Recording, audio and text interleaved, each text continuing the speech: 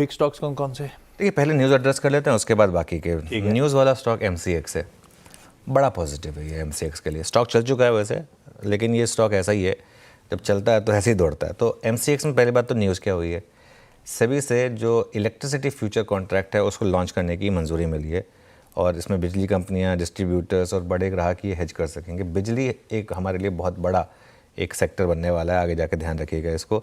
MCX काफ़ी समय से इंतजार कर रहा था इसका, NSE के पास ही ऑलरेडी है। ये MCX को काफ़ी पहले से इसका इंतज़ार था, और Q4 की कॉन कॉल में इन्होंने इसको बताया था हमारे लिए एक बड़ा ट्रिगर होगा। चल चुका है स्टॉक, मैं फिर कह रहा हूँ ये स्टॉक, सारे मार्केट रिलेटेड स्टॉक चले हैं, ये भी ज़बर चला है, ऑल टाइम हाई के करीब है स्टॉक ऑलरेडी। लेकिन जैसे मैं कह रहा हूँ ये स्टॉक ही ऐसा है कि इसमें एक बार चलता है तो उस हिसाब से मूव आते हैं। और इलेक्ट्रिसिटी जो है ना, वर्ल्ड वाइड एक बहुत बड़ा सेक्टर है, तो इसके लिए ये एक मेरा पहला स्टॉक होगा। SBI को मैं ग्रीन में लेके चल रहा हूँ। SBI ने पिछले एक साल में नेगेटिव रिटर्न दिए। अब इसका 52 वीक हाई जो है ना, वो आपको 912 नहीं दिखाएगा, 899 दिखाएगा, क्योंकि 912 उससे भी एक दिन पहले था। तो ये देखिए, वैसे 912 का प्रीवियस हाई उन्होंने लगाया था, SBI ने लगाया था 6 जून को, और अब 9 जून आ गई, इसके लिए 899 हो गया।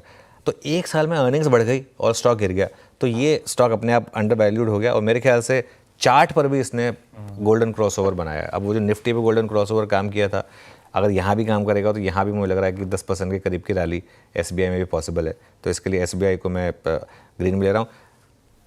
एक और चीज़, SBI में आप फंसेंगे नहीं, मतलब अगर कल को मार्केट गिरा भी तो भी ऐसा नहीं होगा कि SBI में आपका कैपिटल डिस्ट्रॉय होगा, वो नहीं होने वाला है। और फाइनली जो स्ट्रॉन्गर NBFCs हैं, जिस पर हम लगातार बात करते हैं, मैं 3 नाम ले रहा हूँ, मुथूट, चोला और श्रीराम फाइनेंस। अब आप कहेंगे तीनों बहुत भागे थे फ्राइडे को, बिल्कुल भागे थे, लेकिन मार्केट का दस्तूर है, स्ट्रॉन्ग को और स्ट्रॉन्ग करो। वो पिक्चर आई थी ना बाहुबली, मतलब ये दस्तूर है दुनिया का कि जो मजबूत है उसको और मजबूत करना, यही तो गेम होता है। तो ये जो सबसे ज़्यादा स्ट्रॉन्गर NBFC, सबसे ज़्यादा फ़ायदा यही उठाएंगी RBI के रेट कट का। और मुथूट को डबल बेनिफिट मिला, वो गोल्ड लोन पॉलिसी भी जो आ गई वो भी काफ़ी अच्छी थी। तो ये इन पर चार्ट पर भी तीनों स्टॉक काफ़ी स्ट्रॉन्ग है। एंड अगेन ये तीनों ऐसे स्टॉक हैं, आप हिस्टोरिकल एविडेंस देखिए, इनमें आप फंसते नहीं हैं।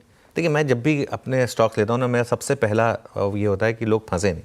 मेरा काम ये नहीं है कि मैं बोल दूं कि वोडाफोन 40 हो जाएगा और 4 रुपये हो जाए स्टॉक, तो कम से कम ये मतलब थोड़ा सा एक बचाना भी ज़रूरी होता है। Fundamentally sound stock, fundamentally weak stock पे कभी बात नहीं करेंगे, तो फंडामेंटली साउंड स्टॉक वो सबसे इंपॉर्टेंट है। बिल्कुल ठीक।